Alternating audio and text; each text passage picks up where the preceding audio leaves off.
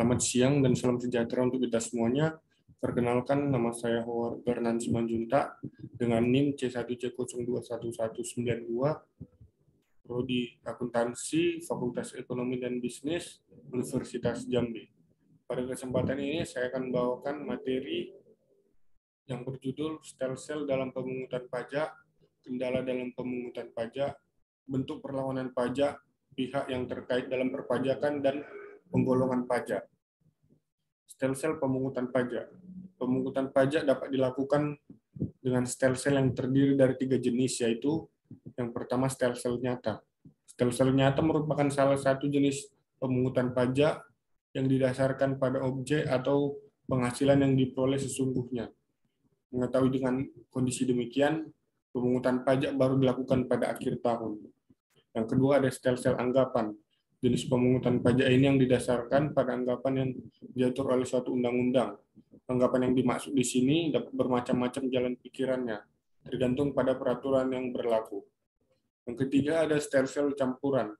Jenis stelsel ini merupakan kombinasi antara stelsel nyata dan stelsel anggapan. Pada awal tahun besarnya pajak dihitung berdasarkan suatu anggapan, kemudian pada akhir tahun besarnya pajak disesuaikan dengan keadaan sebenarnya. Apabila kenyataan besarnya pajak lebih besar daripada pajak menurut anggapan, maka wajib pajak harus menambah pembayaran. Begitu juga sebaliknya. Kendala dalam pemungutan pajak.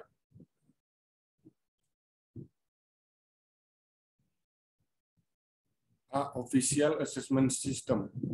Official Assessment System adalah suatu sistem pemungutan yang memberi wewenang kepada pemerintah untuk menentukan besarnya pajak yang terutang oleh wajib pajak. Ciri-cirinya yang pertama, wewenang untuk menentukan besarnya pajak terutang ada pada fiskus. Yang kedua, wajib pajak bersifat pasif. Yang ketiga, utang pajak timbul setelah dikeluarkan surat ketetapan pajak oleh fiskus. Adapun kendala sistem ini, yang pertama, dibutuhkan waktu yang sangat lama untuk menetapkan jumlah pajak yang terutang karena semua harus dihitung dulu oleh fiskus. Yang kedua, meletakkan wajib pajak pada posisi yang lemah dan bersifat pasif, mengikuti ketetapan atau ketentuan yang dikeluarkan oleh fiskus. Yang ketiga, utang pajak timbul setelah terbitnya surat ketetapan pajak oleh fiskus. Biasanya menimbulkan kesewenangan dari aparat pajak dan korupsi. Yang keempat, wajib pajak kurang diikutsertakan dalam memikul beban negara untuk kelangsungan pembangunan nasional. Yang kelima, wajib pajak kurang mendapatkan pembinaan dan bimbingan terhadap kewajiban perpajakan. B. Self-assessment system. Self-assessment system adalah suatu sistem pemungutan pajak yang memberi wewenang kepada wajib pajak untuk menentukan sendiri besarnya pajak yang terutang.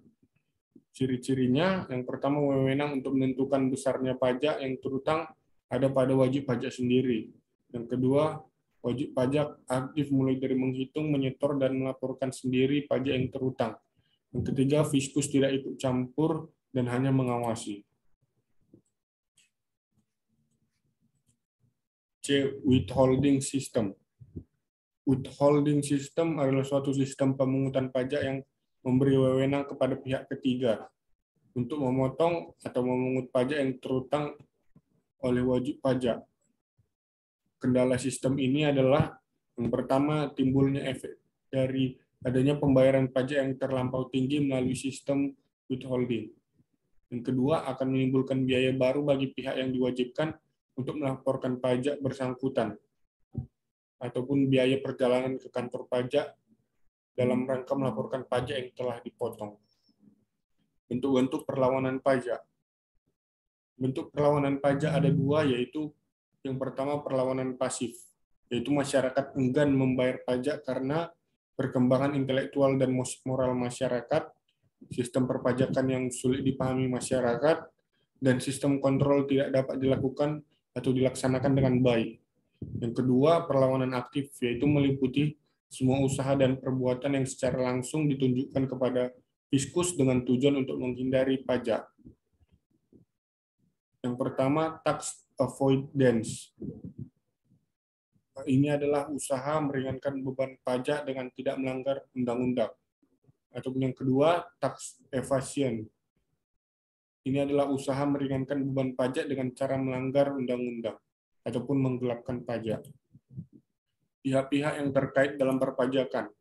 Pihak-pihak yang terkait dalam perpajakan antara lain yang pertama Menteri Keuangan, yang kedua Wakil Komisi 10 DPR, yang ketiga Sekjen Kemenkeu, yang keempat Sekjen Kemendikbud, yang kelima Ditjen Pembelajaran dan Kemahasiswaan Kemenristek Dikti, yang keenam Eselon 1 di lingkungan Kemendikbud, yang ketujuh Direktur Pembelajaran Ditjen Belmawa, yang ke-8 Direktur Kemahasiswaan, yang ke-9 Eselon 2 di lingkungan Kemendikbud, yang ke-10 Kabiro KLI Kemenkeu, yang ke-11 Direktur Pendidikan dan Pelayanan Masyarakat dan KPK, ke-12 Direktur Departemen Literasi dan Edukasi Keuangan dan OJK, yang ke-13 Direktur Peran Serta Masyarakat dan BNN, yang ke-14 Direktur Kerjasama Pendidikan Kependudukan dan BKKBN, yang ke-15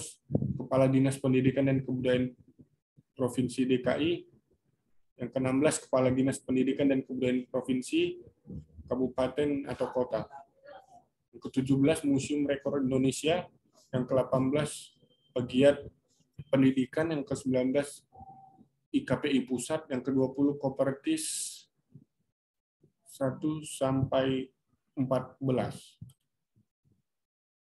Penggolongan pajak. Penggolongan pajak terdiri dari 3 bagian, yaitu yang pertama menurut golongannya. Menurut golongannya terbagi menjadi 2, yaitu pajak langsung dan pajak tidak langsung. Pajak langsung yaitu pajak yang harus dipikul sendiri oleh wajib pajak dan tidak dapat dibebankan atau dilimpahkan kepada orang lain. Contohnya pajak penghasilan. Yang kedua, pajak tidak langsung yaitu pajak yang pada akhirnya dapat dibebankan atau dilimpahkan kepada orang lain. Contohnya pajak pertambahan nilai. Yang kedua, menurut sifatnya ini terbagi menjadi 2, yaitu pajak subjektif dan pajak objektif. Pajak subjektif yaitu pajak yang berpangkal atau berdasarkan pada subjeknya, ataupun memperhatikan keadaan dari wajib pajak. Pajak objektif yaitu pajak yang berpangkal pada objeknya tanpa memperhatikan keadaan diri wajib pajak. Dan menurut lembaga pemungutannya terbagi menjadi 2, yaitu pajak pusat dan pajak daerah. Pajak pusat yaitu pajak yang dipungut oleh pemerintah pusat dan digunakan untuk membiayai rumah tangga negara. Contohnya pajak penghasilan, pajak pertambahan nilai, pajak penjualan atas barang mewah, dan bea materai. Pajak daerah yaitu pajak yang dipungut oleh pemerintah daerah dan digunakan untuk membiayai rumah tangga daerah. Contoh pajak provinsi ataupun pajak kendaraan bermotor dan bahan bakar kendaraan bermotor. Pajak kabupaten atau kota yaitu pajak hotel, restoran, dan hiburan. Sampai di sini saja materi yang dapat saya bawakan. Terima kasih.